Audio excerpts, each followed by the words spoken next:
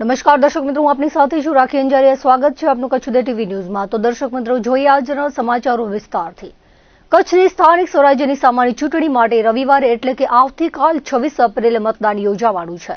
ત્યારે મતદાનની કામગીરીની સુપેરે પાર પાડવા મુખ્ય જિલ્લા ચૂંટણી અધિકારી અને કચ્છ કલેક્ટર આનંદ પટેલના માર્ગદર્શન હેઠળ આજે વહેલી સવારથી જિલ્લાના ડિસ્પેચિંગ સેન્ટરો પરથી ઈવીએમ, વીવીપેટ, સ્ટેશનરી સહિતની સામગ્રી તેમજ કર્મયોગીઓ સાથેનો સ્ટાફ બૂથો પર મોરચો સંભાળવા માટે રવાના થયો છે. આ અંગેની વિગતો મુજબ ગાંધીધામ મહાનગરપાલિકા, ભુજ, માંડવી, મુન્દ્રા, અંજાર અને નખત્રાણા નગરપાલિકા તેમજ જિલ્લા પંચાયત અને 9 તાલુકા પંચાયતોની 422 બેઠકો માટે આવતીકાલે 26મીએ મતદાન યોજાવાનું છે. આ ચૂંટણી માટે 8,954 પોલિંગ સ્ટાફ, 5,361 પોલીસ, જ્યારે ઝોનલ અધિકારી, મદદનીશ ઝોનલ અધિકારી 234 મળી કુલ 14,549 અધિકારી કર્મચારીઓ ચૂંટણી ફરજમાં જોડાયા છે. જેથી જિલ્લામાં નિર્ધારિત કરેલા ડિસ્પેચિંગ સેન્ટરો પરથી જિલ્લા ચૂંટણી અધિકારી અને નાયબ ચૂંટણી અધિકારીના માર્ગદર્શન હેઠળ બીયુ, સીયુ સાથે અન્ય ચૂંટણી સાહિત્ય લઈ સ્ટાફ તેઓના નિર્ધારિત મતદાન મથકો પર મોરચો સંભાળવા માટે રવાના થયો હતો. ભુજ સરકારી એન્જિનિયરિંગ કોલેજના ડિસ્પેચિંગ સેન્ટર ખાતેથી ભુજ પ્રાંત અધિકારી A.B. જાદવે વિગતો આપતા જણાવ્યું હતું કે આવતીકાલે કચ્છ જિલ્લા પંચાયત, ગાંધીધામ મહાનગરપાલિકા, 5 નગરપાલિકા અને 9 તાલુકા પંચાયતની 422 બેઠકો માટે મતદાન યોજાવાનું છે. આ ચૂંટણીમાં 1,065 ઉમેદવારો મેદાને છે અને જિલ્લાના 15.49 લાખ મતદારો પોતાના પ્રતિનિધિને ચૂંટવા માટે આવતીકાલે સવારે 7 થી સાંજે 6 વાગ્યા સુધી મતદાન કરશે. ચૂંટણી પ્રક્રિયામાં 9 તાલુકા પંચાયત માટે 1,362, 5 નગરપાલિકા માટે 270 અને ગાંધીધામ મહાનગરપાલિકા માટે 234 મળી કુલ 1,866 મતદાન મથકો પર મતદાન માટેની વ્યવસ્થા ઊભી કરવામાં આવી છે.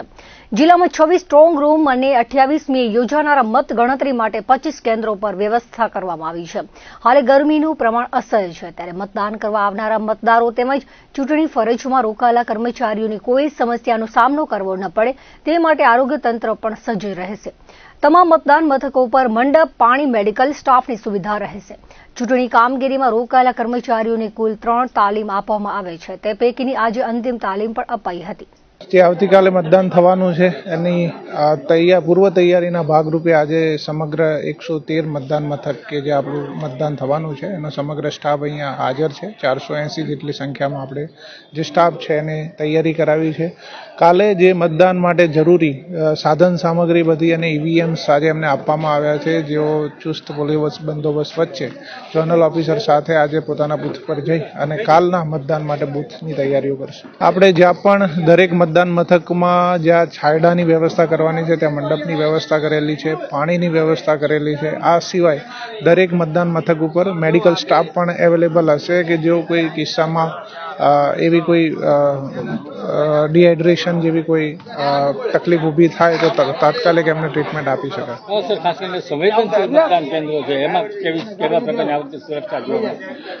સંવેદનશીલ મતદાન મથકો જે માનનીય કલેક્ટર સાહેબ દ્વારા દર વર્ષે નક્કી કરવામાં આવે છે એમાં ચુસ્ત પોલીસ બંદોબસ્ત રાખવામાં આવે છે, જે હર હંમેશની જેમ આ વખતે પણ રાખવામાં આવશે.